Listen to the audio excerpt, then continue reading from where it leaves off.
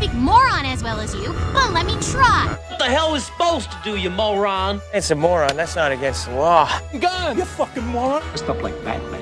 Because he is Batman, you moron. What are you, a fucking moron? You moron. Drop dead. Moron. Whoa! Up here, you morons. Stepping morons like yourself. Me down, you moron! Hey, moron! Good evening, fellow morons. How are we doing in this light night? It's good, man. It's good. I like this. It's good, always good content to start with a podcast about talking about what we can see. And Daniel, that sun coming through your windows is looking great. Aye, man. It's highlighting how bald I'm getting, though. Like, that's all I can notice on this is my baldness. For those listening, we can't actually see the window. We're seeing just directly through Daniel's hair. Aye, man. As Hunter combs his over. Keep that bald spot off camera, even though no one can see it anyway. Oh, this is why I've been growing my hair recently, because it's like my last chance. I'm going to need to shave it off in the next year, I think. Well, there is the one of the best photos ever of Hunter's exposure that we may have to share on Instagram at one point, Daniel. We're standing away back in that corner, peeing in the bushes. Love it. Aye, that'll get shared. We need to put that up. Oh, aye. Well, we are not. We're not here to talk about potentially balding people. We're here to talk about some movies. Who can remind me, what was the category that we had for the movies for last week? I have no idea. We're so bad at this. We're doing really, really well. So we had versus actors. And because we quickly established that Amber Heard has not actually done any movies worthwhile watching or starred in fucking anything, we went for Johnny Depp versus Nicolas Cage. And hopefully the boys have watched the right movies, because it sounds like they've got no fucking idea what we're supposed to be watching. Some may have watched more movies than others. But we did decide to watch Kick-Ass for Nicolas Cage and a first-time viewing for myself in What's Eating Gilbert Grape. I actually had a little bit of a Johnny Depp theme last week. I jumped in and watched Sweeney Todd for the first time as well. Good to see you, Jack Sparrow. I was going to say, I'm so glad we didn't watch Sweeney Todd in here. Sean would have never came back. I liked it. Watching Gilbert Grape, I've got an announcement to make, but I'll keep that towards the end. Well, I jumped, so Sweeney Todd, and then I also watched Sleepy Hollow as well. Good movie. Which is a good movie for 80% of it, and then a bit fucking mental for the last 20. So story, though, the source material was weird. Like, it's a strange little story. It was different. It was different anyway. Let's just say that. But let's test the memory of the morons then. So it seems like we can't really remember much. The recording that we did prior to this was on two movies. Who can remember what they were? I can remember those because they were mine. So The Wrestler and Silver Linings Playbook, which I gave a 5, and everybody looked astonished. Aye, man. Well, when someone gives it a 5 and then it scores an average of a 3.4, Burnsy, I don't think that was a unanimous vote that it went down well. So that came in at number 47 on the Morons leaderboard. But the rest did break into the top 20 with a 4.2, landing at 17th on the list. But let's kick off with Kick-Ass. Who would like to tell us first about the movie that Dave how do you pronounce it? Dave Lizowski? Pardon? I've no idea. I'm looking at Dave's name and trying to say his surname, and I'm butchering it. Who wants to jump in and save me? Just call him Kick-Ass. Kick-Ass is an unnoticed high school student and a comic book fan who one day decides to become a superhero, even though he has no powers, training, or a meaningful reason to do so.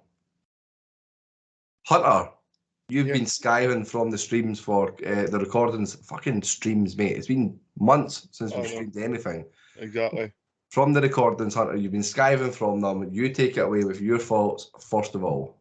Right. Again, this wasn't a first time watch for me. It was a good film that I enjoyed and watched several times when it first came out. I do like the concept, like as the whole. It's not just like although it is, I think it is. There is a comic based on it, and it's obviously came from that year, so it's quite weird. Although the character isn't a superhero like you would normally see in the comics.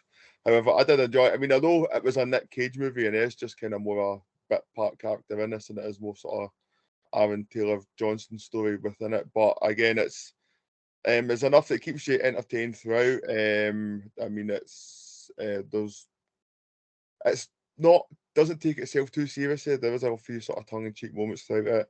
It's not too overcomplicated. You can follow it quite well. I mean, it's still a film which I enjoy. Again, go back watching it again. It's still one that if I had seen it on, I would probably watch it again.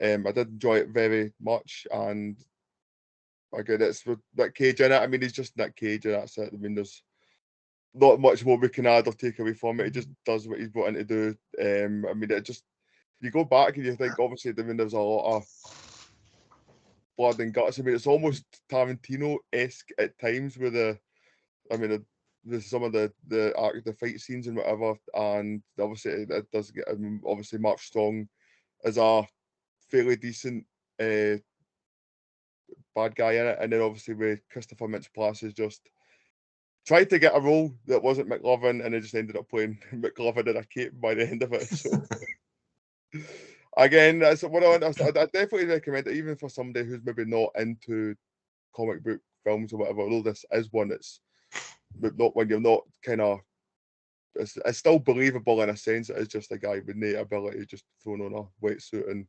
trying to fight crime, and obviously he does take the beatings at the start. So thoroughly enjoyable, and again, it's something I mean, it shouldn't get too down scored for me, because what it does what it sets out to do, and that's just be a good movie.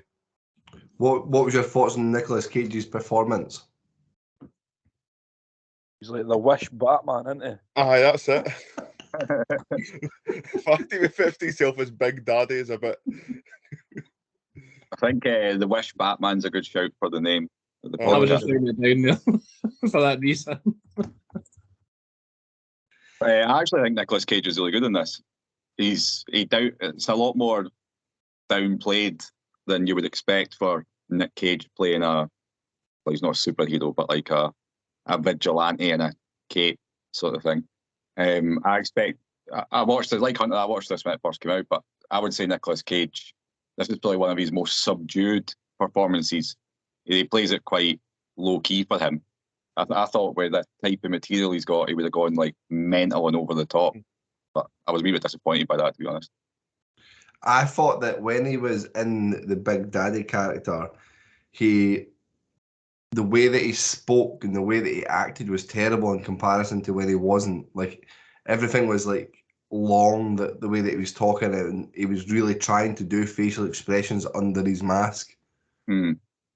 So that for me was quite off-putting. It was like they've cut in a scene that shouldn't have actually been there because they'd fucked it on a lot of the bits, and it just stood out as being two different characters when you looked at him and I can't even remember his actual character name, but there was definitely two different bits in it. But Daniel, you keep going, mate. It's okay, this film. I think I liked it a lot at the time when it first came out, because it was something pretty different. Especially, like, we've watched quite a few Marvel movies, we've watched Batman and stuff for this, and the good thing about Kick-Ass is it was pretty unique.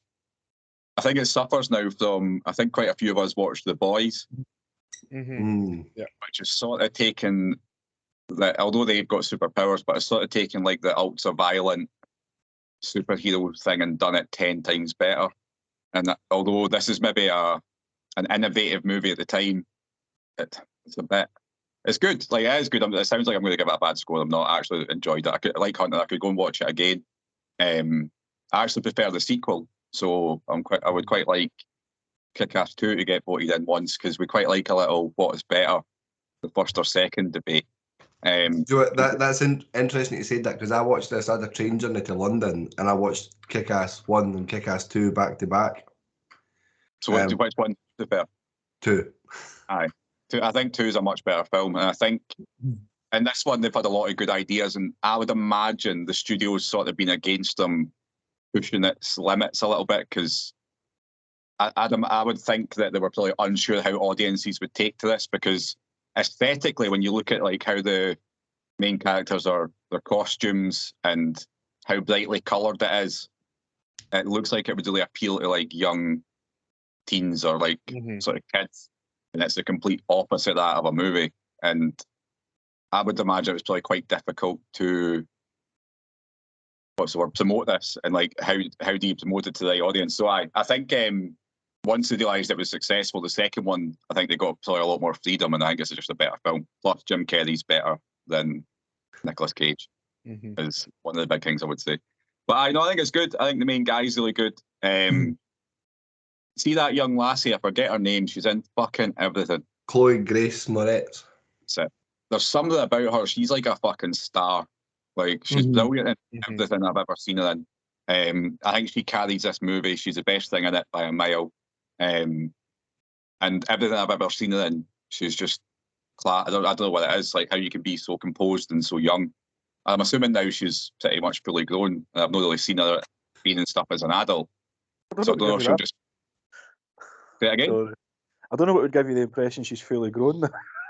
Well, I'm trying to remember how long ago this was and what age she would have been. What age would she have been at this time? Maybe about 12 or something? 10, 11? I had to look, she's 25 now, I'm sure. She was 13. She was 13. So what the point I was going to make is I've not seen her in anything really as an adult. I only seem to associate her with... She was in pretty much anything that you needed a 10 to 12 to 13. Every year she was just in that part. But she's class. She's the best thing about this. Some of the scenes with her fight scenes are really well done. I think a lot of the time, Sean usually makes a good point of this, that fight scenes, but if they're done badly, they really turn you off a film. Do you mean it takes me completely out of the believability if the fight scenes look shit? And although these were totally over the top, like it felt real. See the first fight he has in the car park with the three sort of gangbanger guys. And he's got his sticks out and that. And he's just like flailing the sticks about and getting smashed and falling down and stumbling about. And it looks like a real fight. Real fights aren't fun to look at usually. They're just a fucking mess. And that's what that looked like to me. So it does a really good job of making it feel like it's actually happening. It's good. It's unspectacular, but good. And I think Hunter made a good point when he said Tarantino. It does feel like whoever's made this is a big Tarantino fan. And they've wanted to make a Tarantino-type hero movie, if you know what I mean, comic book movie. What did you think, Sean, though? Because I'm interested in this one, because I was 50-50 on whether you would like this or not. Yeah, I've actually seen it before, but I couldn't remember anything of it. I think I maybe watched it when it first came out. I had wee kind of momentary flashbacks during it. But it's all right. Like, it's like silly. Like I couldn't remember like how sweary it was and stuff like that. Like going into it, I thought it was just going to be like just your typical superhero film, but it's a lot kind of like Deadpool, I suppose, in terms of like the language that's used and stuff like that. Maybe not as like as many one-liners as what Deadpool and stuff like that is, but kind of reminded me of that a wee bit. But I thought it was all right. Like it was enjoyable. I don't think it's like I wouldn't say that I'll rush back to watch it again or anything like that. It was a lot more kind of gore in it than I expected as well for a superhero film. But I thought it done quite well. When you say about the fight scenes, I thought the fight scenes were quite good. And you went back to the first one when he got stabbed and then hit by the like. I can't remember that from watching it the first time, so it kind of took me back a wee bit. But I think the film should have just ended there. Why he's went back to it after getting stabbed and then hit by a car, I do not know. But I suppose it would have been a film. I'd just leave it there. But just a silly, fun, enjoyable, different take on a superhero film, I suppose. Yeah, absolutely fair. I'm just looking at some of the things we mentioned for you guys mentioned there. The director is Matthew Vaughn, who also directed Kingsman. Kingsman makes a lot of sense. Stardust, X-Men First Class, And he was the director of Layer Cake, which is a cracking film. Oh. Stardust is also a fucking very good film. That's underrated. I watched that. Aye, I was just saying that's not going to be one for everyone, but I watched that not too long ago, actually. It's good. But the coolest thing about Matthew Vaughn is that he's married to Claudia Schiffer. Oh. No heard that name in a while. Burnsy, I'm assuming, again, like I do every week, this is a first-time watch for you. You're correct. It's the only time of the week that I'm ever right about something. So I think I'm kind of on the fence a wee bit. This is like, I think we've seen a few sort of comic book films or superhero films, and I don't think they're really my bag. But I thought this was really well acted, as Daniel pointed out. The girl that played Hit Girl, she was class, and also I thought the actor that played Kick-Ass were also very good. I think obviously going into it, I assumed that Nicolas Cage was going to have like a massive, like be the main star of it and main actor, just because obviously it was one that we had put forward. But thought he was good enough. There wasn't anything bad or anything special about him being in it. But there was quite often I noticed the music in the film when it was doing the fight scenes and that. I thought that worked quite well. It didn't really the film didn't really grab me just because I wasn't really that overall invested in the subject matter.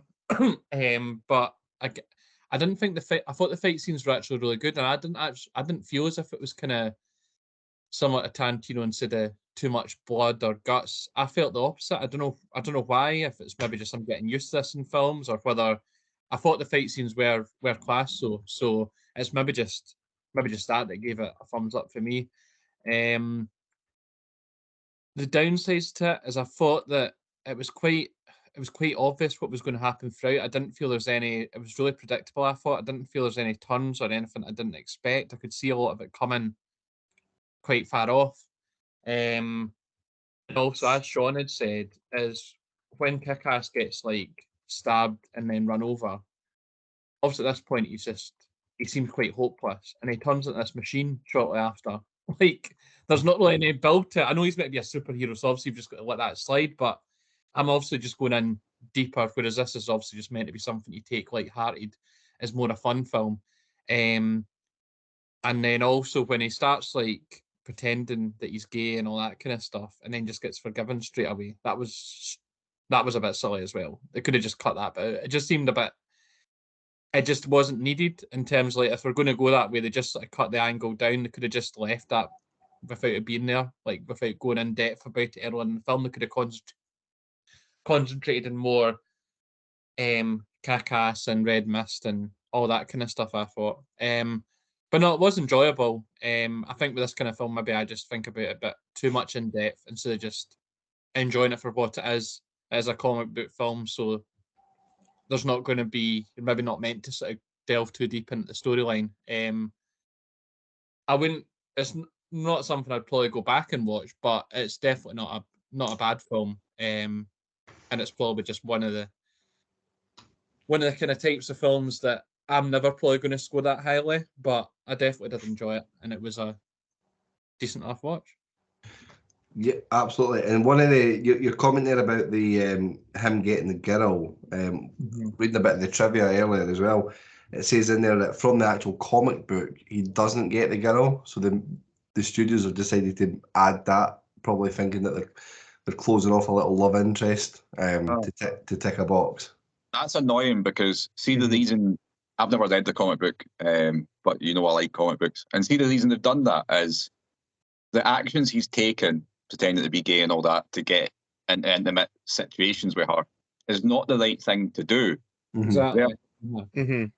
You in the logical storytelling, you shouldn't get the girl, and that's why that makes it better. Do you know what I mean? And then you learn your lesson, and that makes it a better movie. I'll be honest, until you mentioned it, Burnsy, I'd completely forgot about that whole aspect of this film. I only watched it 2 days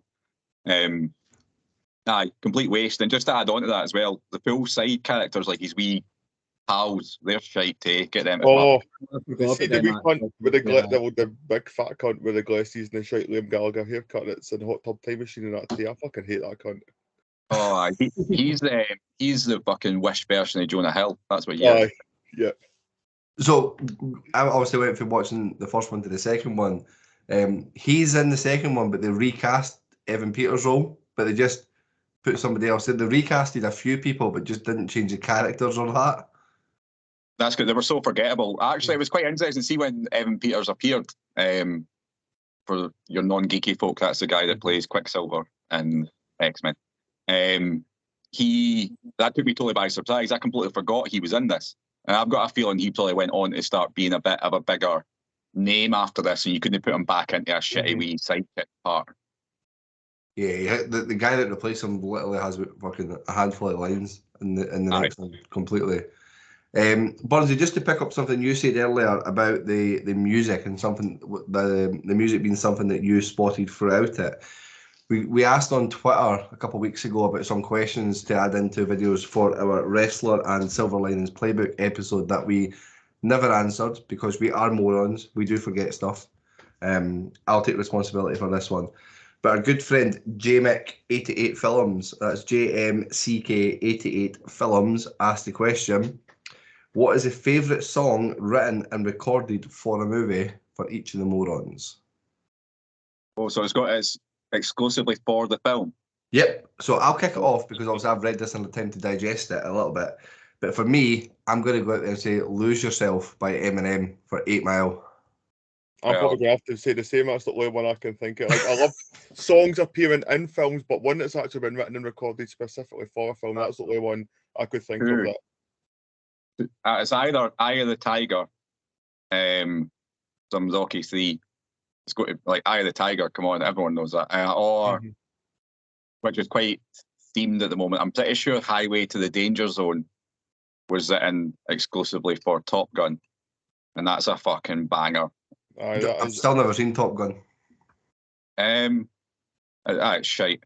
It's like so overhyped shite. I've never understood it. It's very homoerotic. Like, they're pilots, but then there's a scene where they just get like all oiled up and play volleyball for no reason and like hug each other a lot. It's weird. It's a weird movie. Interesting. Any other thoughts? I can't think, like, nothing springs to mind, but I like the Eye of the Tiger shout. But I can't, like, nothing springs to mind when I think of songs that were specifically written for films. Let me fire a couple out there that I've got up here on the 50 best original songs written for movies. So you've got one, Knocking on Heaven's Door, Purple Rain. Oh, Purple Rain, that's by 100%. I take it back. That's by far the best. I forget that was an actual fucking movie, Purple Rain. Love it. I would fucking love us to watch that movie. That would get 4 zeros and a 5. That movie. Just a couple of Staying Alive, Saturday Night Fever. Good show. 9 till 5. Mm-hmm. New York, Gangster's Paradise from Dangerous Minds. Oh, I fucking loved it. A movie that I watched during lockdown for the first time. Excellent movie. Independent Woman for Charlie's Angels. Part 1 or part 2? Part 1. I'm actually disgusted that you knew that. My Beyonce knowledge. I'm actually wanting to just end the recording now. Just finish it up. A movie. This is from a movie I've still not watched, but Miss Misery from Good Will Hunting. Oh yeah, Good Will. We need to watch Good Will Hunting. You've never. How about them apples and all that? It's like iconic. Mm-hmm. So I see it pop up on like Netflix or Amazon all the time, and I'm just like, I'll get that another day. I clicked on the other night there, The Talented Mr. Ripley. Ah, pish. Watched it about 5 minutes, and I thought I'm just gonna watch Big Bang Theory. Ghostbusters. Nobody said Ghostbusters. Oh, best one. Tune. That was my favourite song as a child. I had that on what were the big things called? A big record thing. What are they called again? Actually, they're called records. Records. And I fucking buzz up at the living room when I was like a child. And there's like backpack on. There's camcorder footage in my mum and dad's house. I used to last. That's my favourite 100%. Love that. What? Just to lead on to that then, because I also had records when I was really young. Do you remember like the first, like, was that the first like song that you remember having that you loved and you would play it over and over again? That's the first one, but that was already like in the house. If you're asking about what the first one that I actually bought, it was a CD, and I remember it, and it was the Smurfs single. If you want to be a hippie or something like that. I was a child, obviously. It was not an ad. Then I was right into Spice Girls. I get stoned. Was that not what it was? No, it wasn't that one. No, definitely wasn't that one. It was a child one. It was a cover of that song. That's what it was. Yeah, and then after that, I was right into Spice Girls as well, so I had all their singles. But I remember I was only about 4 or something like that, and I asked for Christmas, Do the Bartman by Bart Simpson. I had that on vinyl. And then I also, some reason, and my mum still talks about this, I absolutely loved the song Especially for You by Jason Donovan and Kylie Minogue. And I used to ask to get it played all the time, and my dad once accidentally stood on it and broke it. For some reason, at like 3 years old, I wanted Especially for You by Jason Donovan blasted constantly. Weird. Jesus fuck. Well, listen, I was never ever into music and still not really into it. But I shared the room with a big brother, and he had a CD player, and I thought it was like the coolest thing ever. It was fucking massive, but it had a remote control with just 3 numbers on it, literally 1, 2, 3, and it would change the CD that you had in because I had 3 CDs at once. But it took like 5 minutes to change the CD over. And one of the CDs that he always had in it that he used to claim was for his missus was Britney Spears' album, Baby One More Time. So, I had that. That was my favourite. It was so funny because when it went round the 3, I can't remember what one of them was, but it was always Britney Spears, Baby One More Time, and Nickelback was one of the other CDs. So that's some bad taste. I mind at school, like when Nickelback, I think it was the first album. I don't know if it was the first one, but it was the first big hit that I remember. I can't remember what it was called. Is it like How You the Mighty? How You the Mighty? So I think I was in first year, and that's when it came out. And I said to like a boy in my class, "Oh, my dad likes that song," and everybody started calling my dad Mosher. I was fucking you're upset about it. Honestly, murder. Because you know like how stupid fucking Wayne's are and that. It used to properly like upset me. Because my dad's no, he's never been a Mosher. But that's no Mosher. Your dad's a... In a very similar way, Nickelback, there was a lassie at my school. Should we name folk? Her name was Leslie Dixon. No fucks given there. And she looked a bit like the singer from Nickelback. It was called Chad, so she got called the Nickelback. Like 4 years. I'm gonna name the podcast this week Leslie Dixon to see if someone will tag her in it. Leslie Dixon, aka Chad Kroger. Aye. No, that's bad. But aye, kids are bad. To bring this back onto the movies, then we touched a lot on it, and probably my favourite aspect of it is Chloe Grace Moretz is hilarious. It's actually so funny when you read the trivia of it. It says that the studios originally would take this on the basis that they either got rid of Hit Girl or made her 19. Aye. They didn't want it to be her at that age group. But she's absolutely spot on in it. And some movies, if you've not seen them, to watch with her in it are really good. The Equalizer. I think Sean's a fan of The Equalizer. I love Denzel. She's very good in The Equalizer. She had Equalizer. Yeah, she's a prostitute, I'm sure. Oh, well, she's going up there, obviously. Aye, obviously. She's a bit older, Sean, so you can have your thoughts to yourself there. Let's get on and get scoring it, unless Hunter's got some trivia that he's burning for. I know, I've had to skive on my trivia getting duties this week. But now I've got a week off, I'll make sure I'm well stoked and well versed for next week's. I'll jump in with the only bits of trivia I ever look at when I'm looking for stuff is the actors that were lined up to play the role before someone was cast. So there was 2 actors considered for the role of Big Daddy before Nicolas Cage. Any stabs? Will Smith. Nope. John Travolta. Nope. So we've got Daniel's favourite Mark, Wahlberg. Mark Wahlberg, and Daniel Craig being another one. Oh no.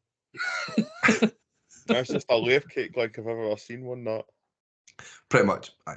So he was in there, so he has to be pushed in for it. Mm-hmm. Okay, guys, let's get down to scoring out of 5. Reminder for those that are listening to us for the first time, because we have had a little increase in downloads recently.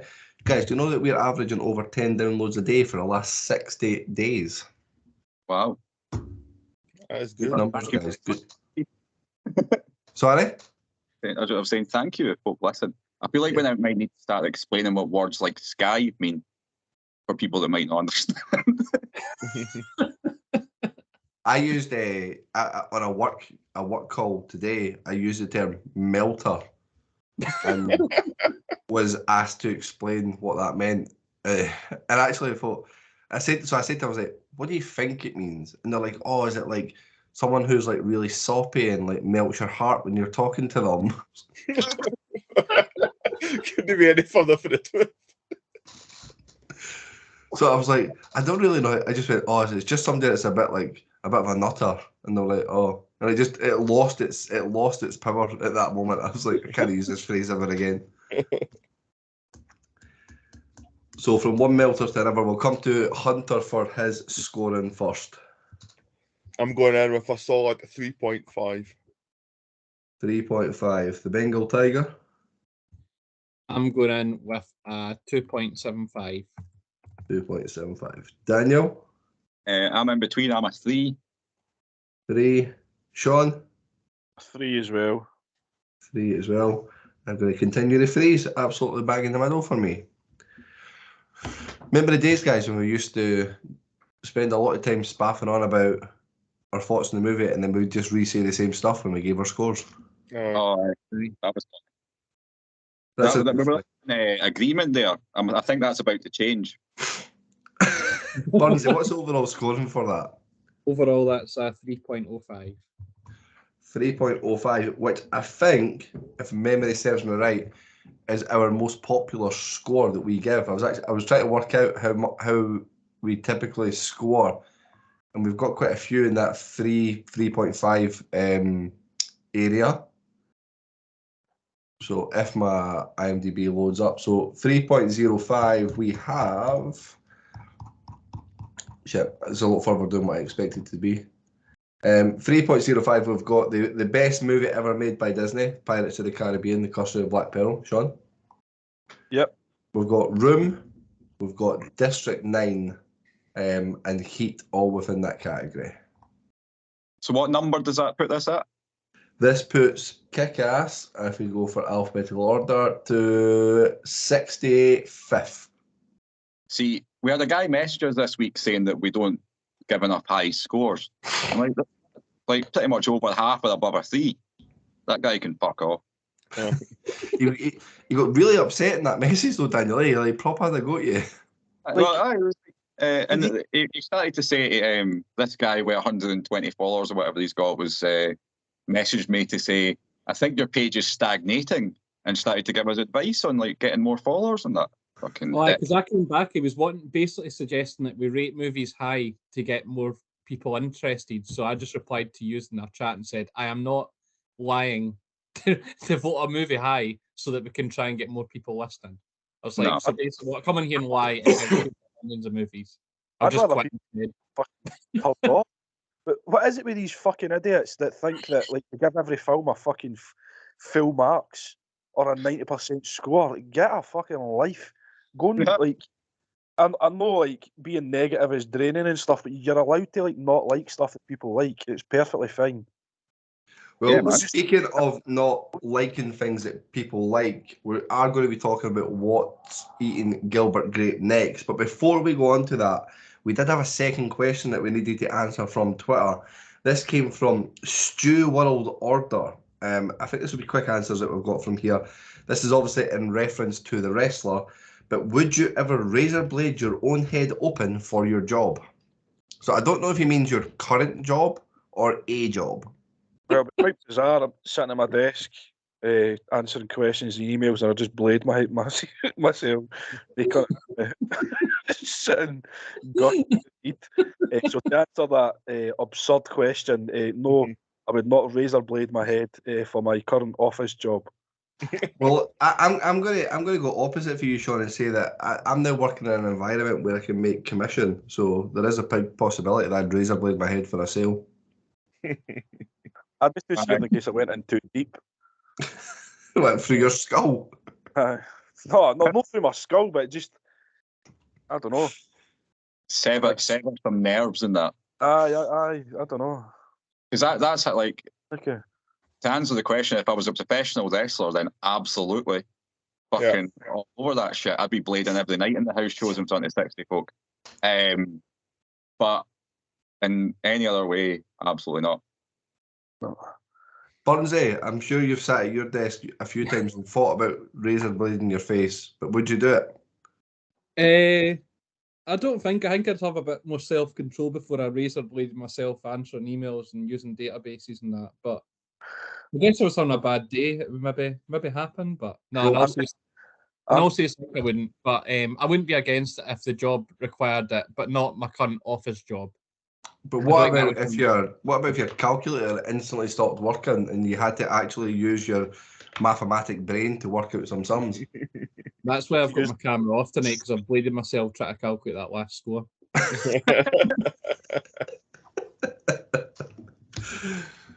Hunter, I'm sure you've had some cuts and bruises in your time, but were any of them self-inflicted?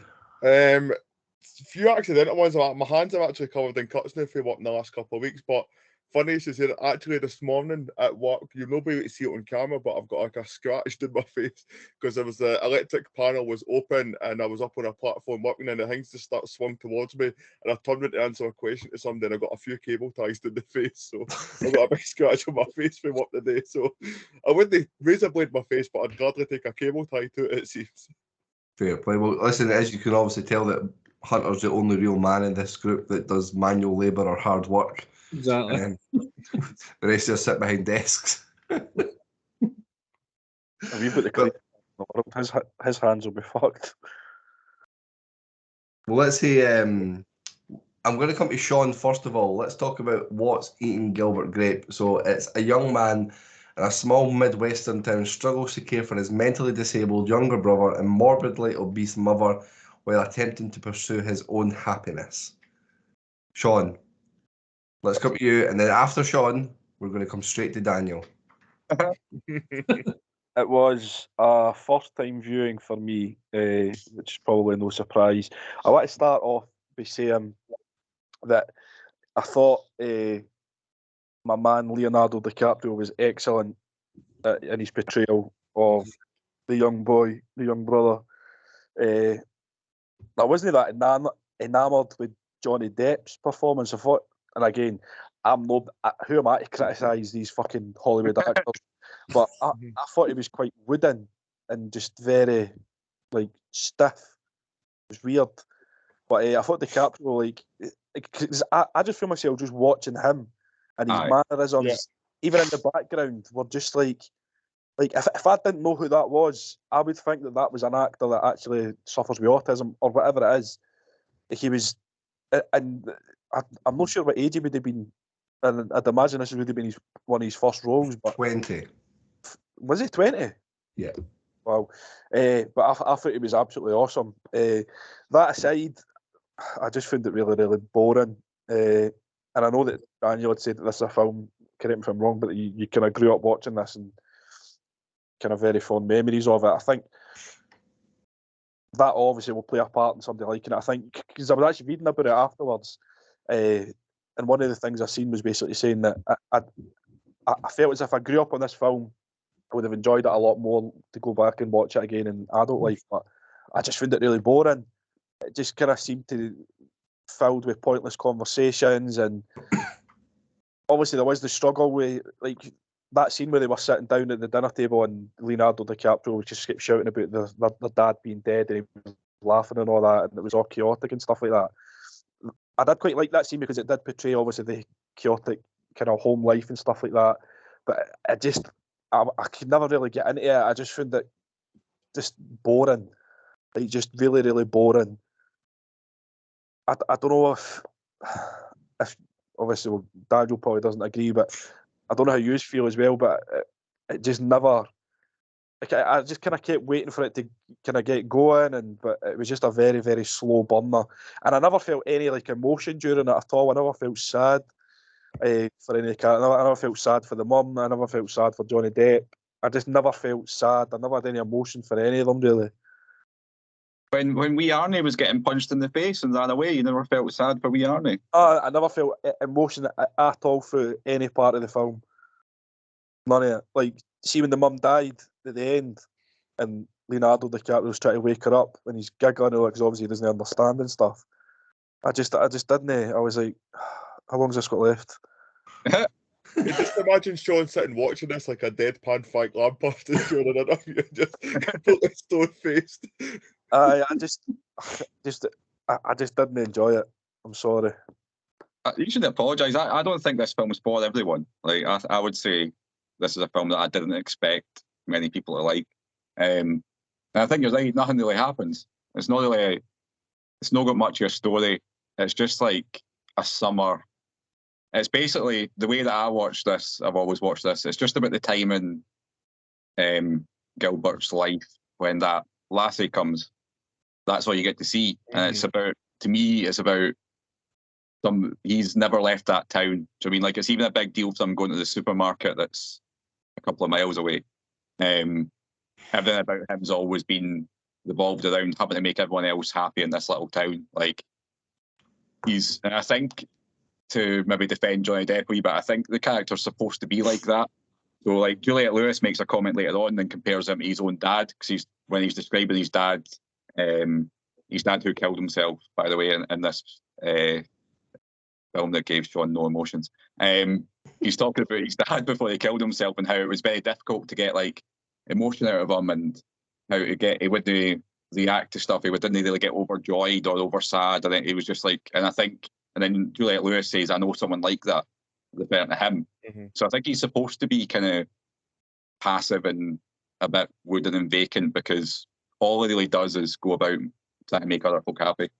But I don't think it's a thing to apologise with, Sean. This isn't one of those where I think, oh fuck, like everyone should like this. It's an absolute classic. It's definitely just because I watched this when I was really young, and like I think DiCaprio, this is one of the best performances of anybody in anything ever. Mm-hmm.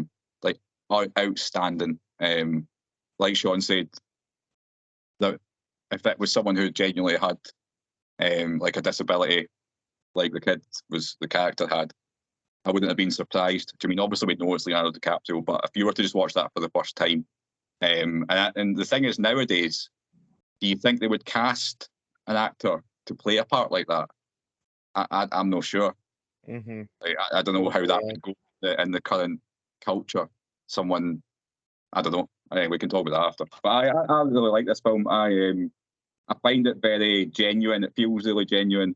It's not overly spectacular. It's just about a guy with a bit of a shitty life who does everything to please other people. Whether he doesn't even want to be sleeping with that older woman. So when he delivers food to that woman, she basically takes advantage of him. He does everything that his mum asks. His sisters don't give a fuck about him. He does everything for them. He's basically a dad to his wee brother who's going to look after permanently. And I think the film is all about him just losing that a little bit and getting that wee bit of escape with Juliette Lewis, who, when I was young, I had a massive crush on Juliette Lewis. Like, between this, Natural Born Killers, she was in quite a lot of stuff at that time. I went to see her. Diaries.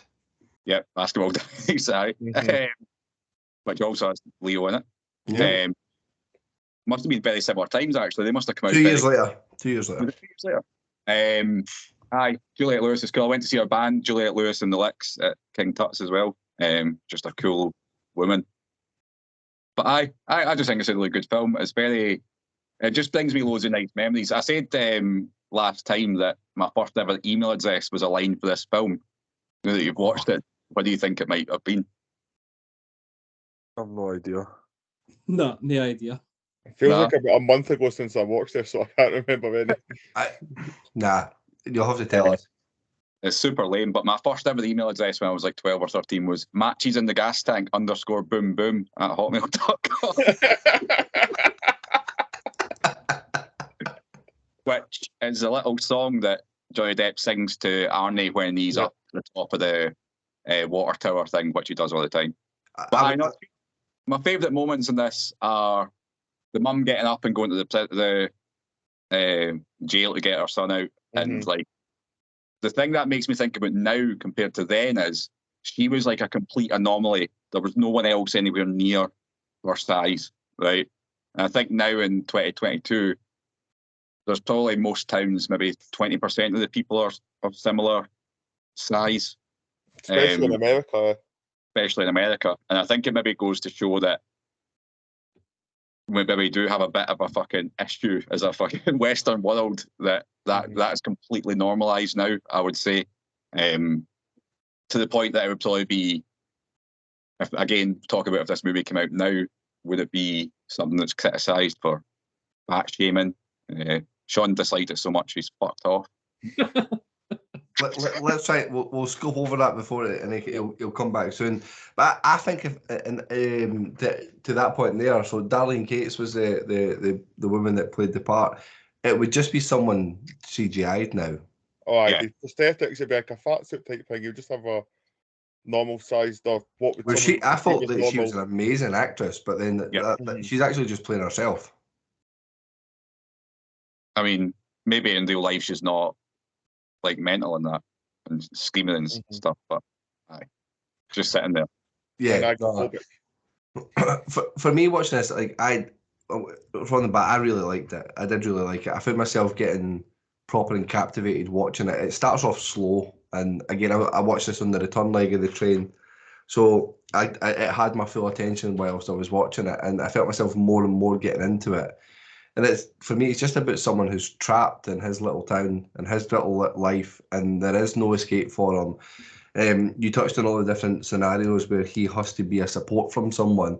But to add to that, even the local community rely on him to get his little brother down from the tower. The police know, police need him to do it because they can't deal with it. And just thinking of doing that every couple of days, he's away then getting his little brother down from this scary big height. His little brother runs away.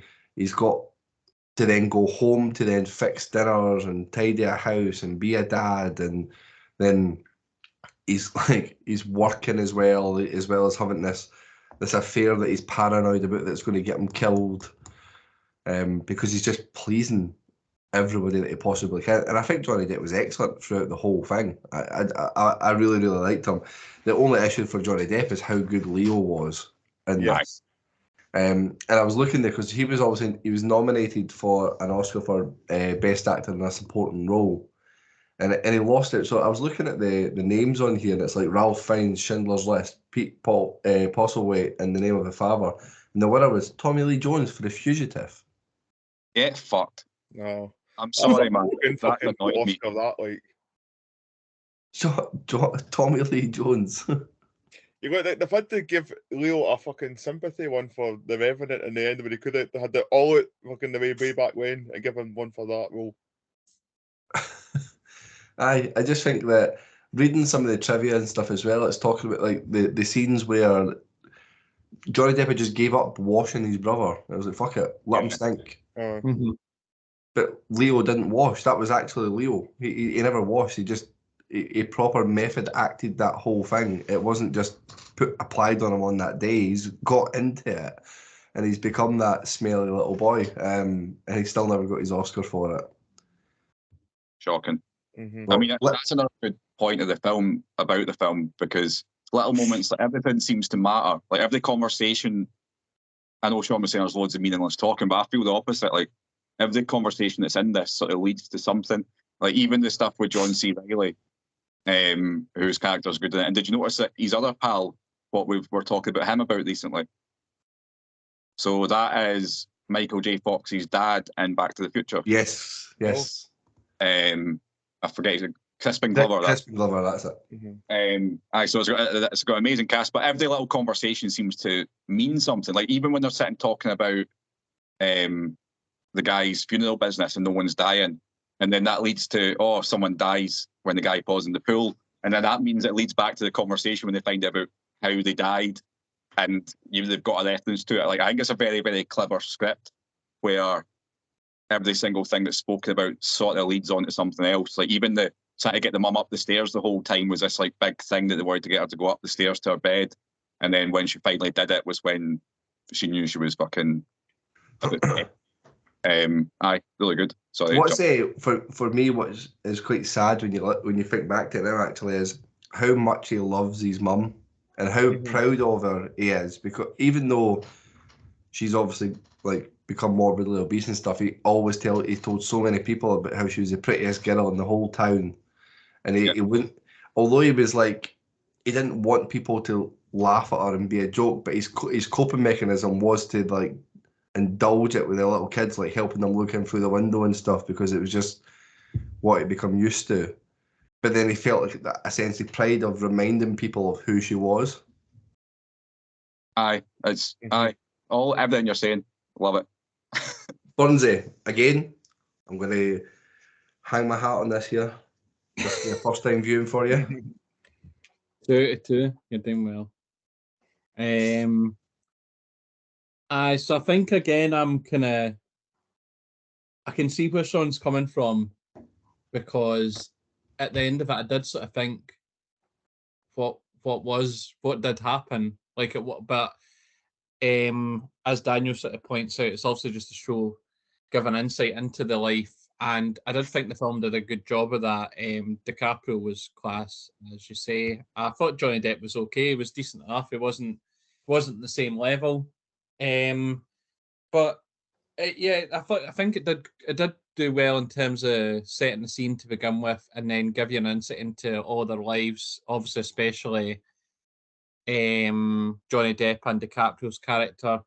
There was quite a lot going on in terms of the characters themselves, in terms of the mother who wouldn't leave the house, and then how Johnny Depp was having to look after his brother and had all the things going on that you said, Kel, about his job and the affair, etc. I think that was the good things about it. It was quite fast paced, etc. The interactions between Johnny Depp and DiCaprio, they were all captivating. I thought that you felt real emotion throughout it, and you could see sort of the struggle that Johnny Depp's character was having in terms of all this being put on him and having to look after his brother all the time. Obviously, what he did when he goes from is disgusting, and that was quite difficult to watch. But I just don't really know.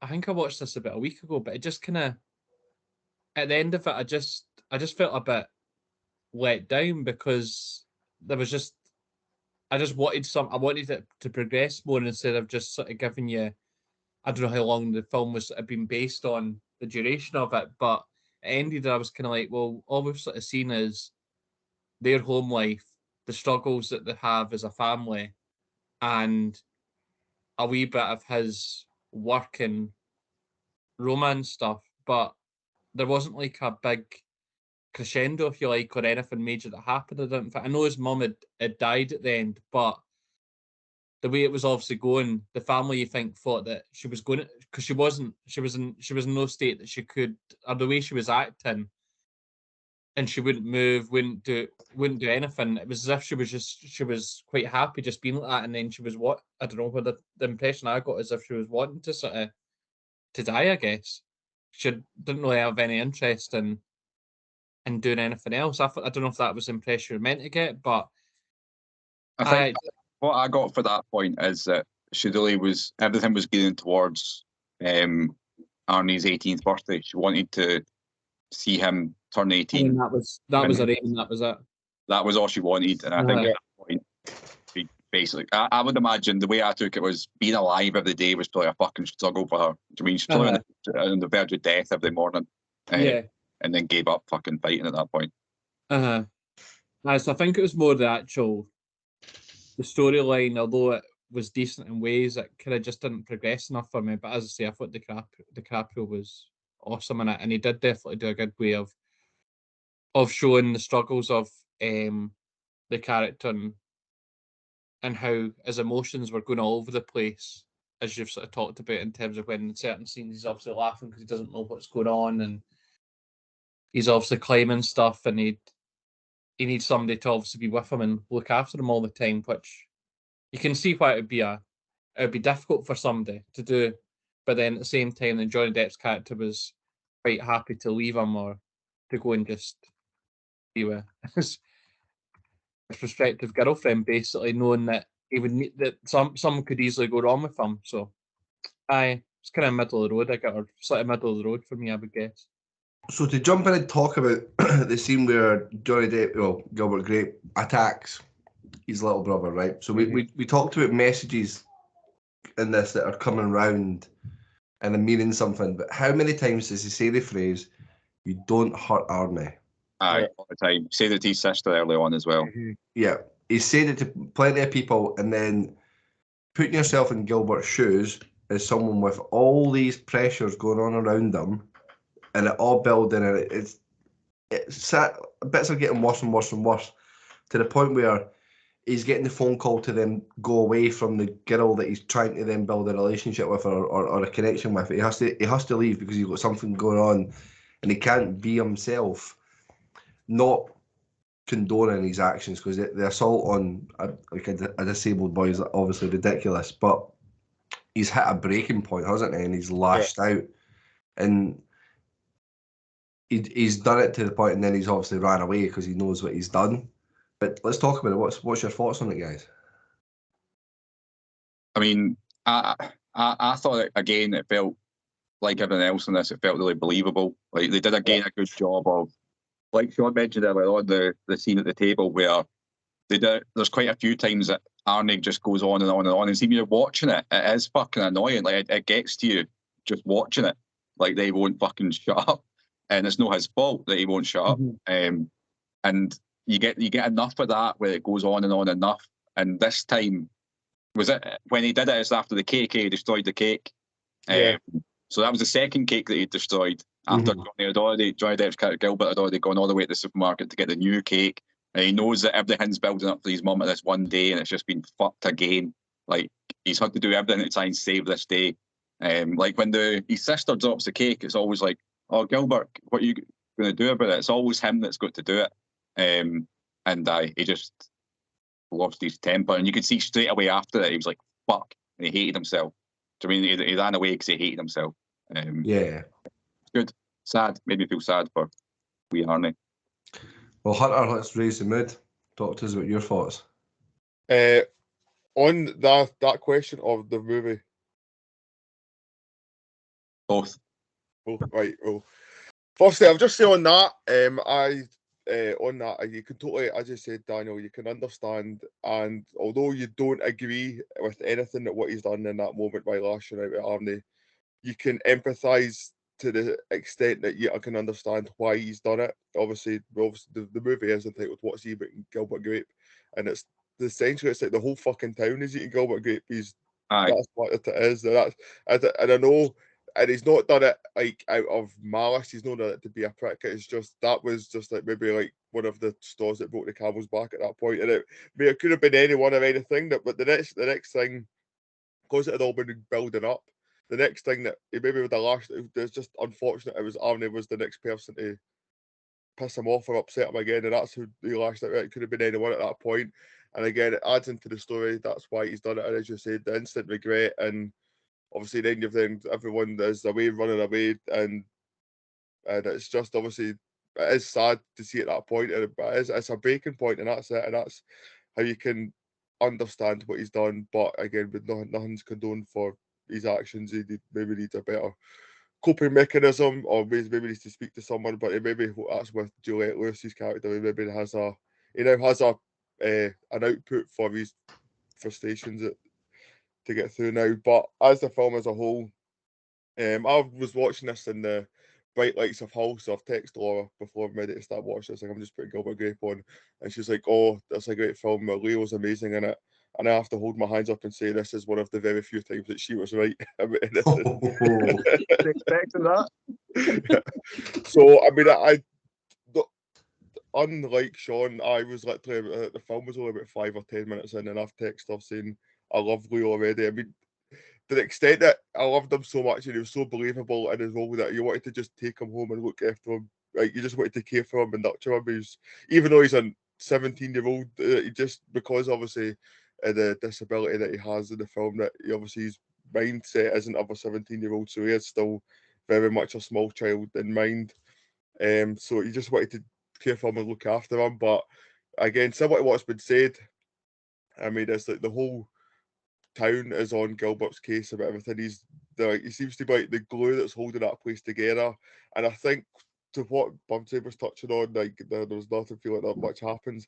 It's just one of the Midwest towns where fuck all happens, and all we're getting is literally just you're getting to see into his life for a snapshot of his life, and this is all you're getting to see, and that's why that's where a lot does happen within that space of time, but it's not going to be a film where you're on the edge of a seat. There's not going to be an action scene. There's not going to be a fight scene, anything like that. But there's going to be. It's just well acted, and it's a story that's well told and it's well portrayed. And again, similar to what you have said, because Leo is so good in this, it takes any shine out. He shines so bright that it makes the rest of the film, or the rest of the actors and actresses, not shine as bright, even though they're still doing very good in what the roles they're portraying. I mean, that's if you look at all the stuff that you said that's getting to him. And there's also the fact, obviously, the affair he's having, and then there's the conspiracy theory around how the husband actually died. So he's now thinking, if it is murder, I am the cause for someone getting murdered, because the husband's probably found out that she's been having an affair and she's had to fucking kill him to keep the kids. I don't know what's happened, but again, these are just the things that all is probably going through his mind as well, amongst everything else. And like, it's nice to see Arnie then make the next summer, when all the caravans come flying back through again, and Juliette Lewis is back for Johnny Depp, and so he gets, I don't know what's happened in that year since Arnie's birthday, but he seems to be in a happier place. The both of them do by then, so it's nice to see that the family's still holding together, and hopefully the load that's on Johnny Depp's mind, maybe hopefully there's not as much eating Gilbert Grape by the time that summer came round. I like to think that Arnie and Gilbert go away with them and go on their travels in the caravan. That's my one little ending.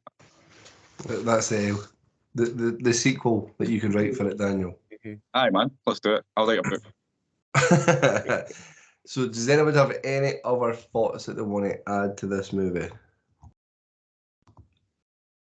I'm quite surprised by you and Hunter enjoying it so much, by the way. So that's good. I'm happy with that. Well, the trivia is few and far between. It just kind of talks about the kind of crossovers with different actors and actresses in here. But there's one piece in here which is funny, because it's something that we obviously, this is something that we slag off in a different group chat that we have. But on an episode of Steve Austin's Broken Skull Sessions, which professional wrestler, mentioned that this was their favourite film? Probably Stone Cold Steve Austin, because he just talks about himself for the time. Was the answer I was hoping to hear there? Assuming the question went, Stone Cold Steve Austin's favourite film is whatever, which is the best film ever. But what about you? What do you like? And then he'll want to explain why Stone Cold was right. Somebody, Chris Jericho? Nope. Dean Ambrose. These little thinking silences are great for a podcast, aren't they? Randy Orton. No, you're going to keep on guessing, but it was Rebecca Quinn, who is Becky Lynch. Becky Lynch. Daniel looks as if he didn't even ken that. Like, I was actually thinking he and Becky Lynch must be a similar age, and I was just sitting thinking of Becky being like me as a young kid and growing up and loving this movie. I don't know if she was running about listening to Jason Donovan and Kylie Minogue though. No. Absolutely not. Well, let's get the scores on the doors for this one. He did disappear. He fucked off that much of Daniel's stories of this movie, but he's come back. Sean, what are you going to set the scoring for? Sorry about that. My phone cut out. I was scrambling for the charger. I had to run out of battery. I had 30-odd%. Listen, Sean, it's a podcast. Nobody would have noticed, but Daniel threw you under the bus. You go back and listen to it then. What did they say? Nah, but listen. That's one more listen if you go back and listen to it. I'm going to give this what I think is a respectable 2.5. I don't think it was a bad film. I can understand why people like it, but I just found it very boring. But for Leonardo DiCaprio, just because I was very focused on him a lot, I'm going to give it a 2.5. Well, I'm going to jump in with a 4. Burnsy? Sean's taken me by surprise there, so I'm going to give it the lowest score out of everyone at a 2.25. Oh, that's funny. that surprised me. Hunter? 4.25 for me. 4.25. And Daniel? It's a 4.75 for me. A lot of that's just because of my growing up love, a bit like Sean and Back to the Future. 4.75. A high score for a film and not even a jotty incest in it. I knew you were going to say that. Way back and watch stuff.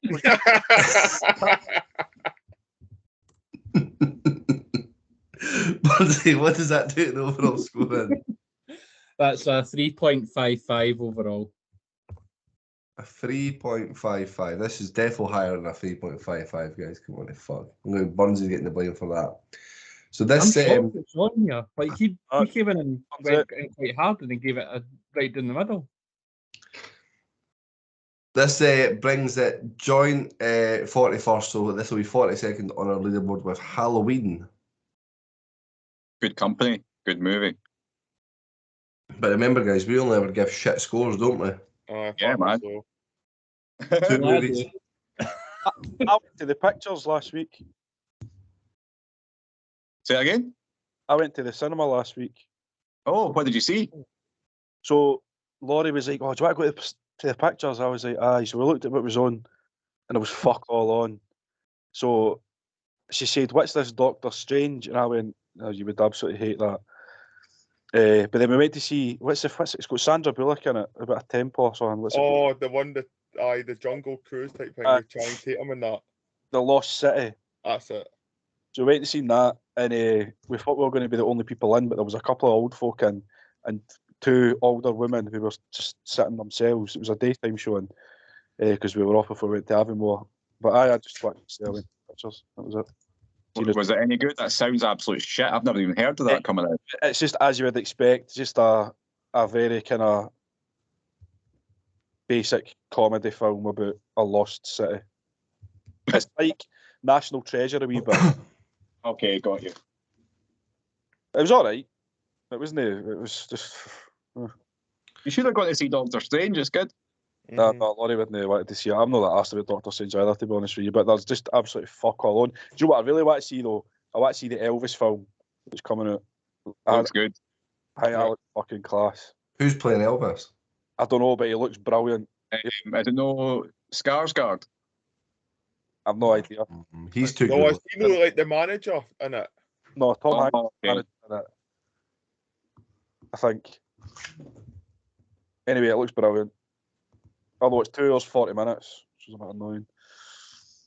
Oh, a guy called Austin Butler. You watching my screen, Daniel? No, I just. It's Tom Hanks. I knew there was somebody famous in it. Well, did I tell you about my experience with going to see Doctor Strange? No. The one where you fell asleep. Yeah, went to the cinema, paid the extra money to go to for the IMAX experience. As my ticket was either a $5 for a normal one or 20 quid for the IMAX. I thought I'll splash out IMAX. Got myself two bottles of Corona. Went and sat in my seat. There was about 4 other people in there, and within about 10-15 minutes, I conked out for about an hour and 20 minutes or something. Hour and 20 minutes, an hour and a half. The thing is, I had a chest infection as well, so I would have been snoring like fuck throughout this whole cinema. So I do apologise to those 4 people that were sitting there watching it, got it absolutely ruined. So I woke up and took a drink of my beer, and it was warm and flat. Just stood up and walked out. Wow. So I'm not the only person that's actually seen it. I've not been back to. Remember, I was getting abuse off Kyle for having predetermined I was going to go see it on opening night. Tell me to leave the Marvel chat. Well, I'm going up to Aberdeen on Sunday. Maybe I'll go to the cinema and watch it on Sunday night. Well, guys, that brings us to the end of these two movies. So that was Nicolas Cage versus Johnny Depp. Johnny Depp definitely wins this, in my opinion, even though Leo takes the centre stage and overshadows both of them. Yeah. Kick-Ass coming in at 65 on our list, and Gilbert Grape coming in at 42nd. But next week, we had the unfortunate scenario where Sean won on the wheel spin, and we have to watch his movies again. But Sean, would you like to remind us of the movies that you've selected? And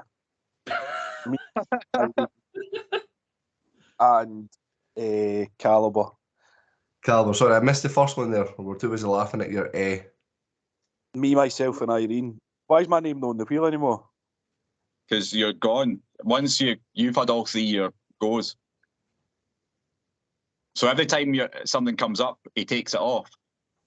Oh, for fuck's sake. Right, okay. Well, I didn't realise Sean had 3 goes. That's fine. I never had 2. You've had 3, have you not? No, I've had 2. No, this is your third because you've had both Back to the Futures on separate spins. Yeah. I never chose Back to the Future 1. That was picked on Instagram. I chose Back to the That Future was the 2. pre-hingy one, was it? No. Well, your name's not got fucking back on it, so I'm going to spin it now anyway to go past. You've got 3 names of your own on. I'm wanting my name back on. Oh, fuck off, Kyle. That's a joke. Oh, boys. Oh, boys. So it has spun round and it's got me, and I'm in 2 minds that absolutely stitches right up. Oh, but Sean's off next week. Or it'll be the week after. He'll be back. He'll be back for these movies, so that's no problem. Look, remove. So, guys, it is myself that will be getting to select the movies that will be going up onto the Instagram votes. I'm going to have some good pleasure of working out how I'm going to split the movies that I want to watch. You're not doing it at votes, so you're just picking 2 movies, aren't you? That's even better.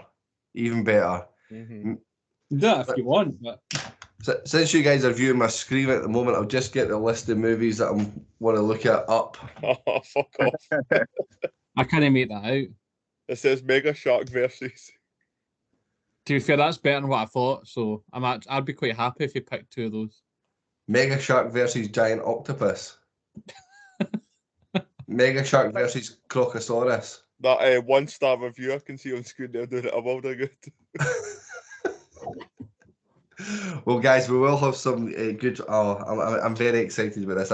I'm too busy picking one that I really, really like. Basketball Diaries, Sleepers, a couple of great movies that I really enjoy. Yes. Warrior, I love Warrior. This is your chance to finally pick Good Will Hunting. No, because you need to pick an unseen, so there you go. Well, Sean's no picked an unseen.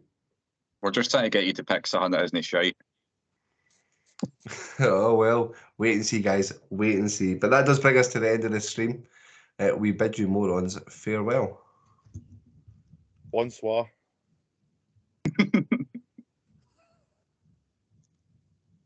Who's excited for my picks? Very. Stop recording. Sorry I don't speak moron as well as you, but let me try. What the hell is supposed to do, you moron? It's a moron. That's not against the law. Gun! You fucking moron! Stuff like Batman. Because he is Batman, you moron. What are you, a fucking moron? You moron. Drop dead. Moron. Whoa! Up here, you morons. Stepping morons like yourself. Be down, you moron! Hey, moron!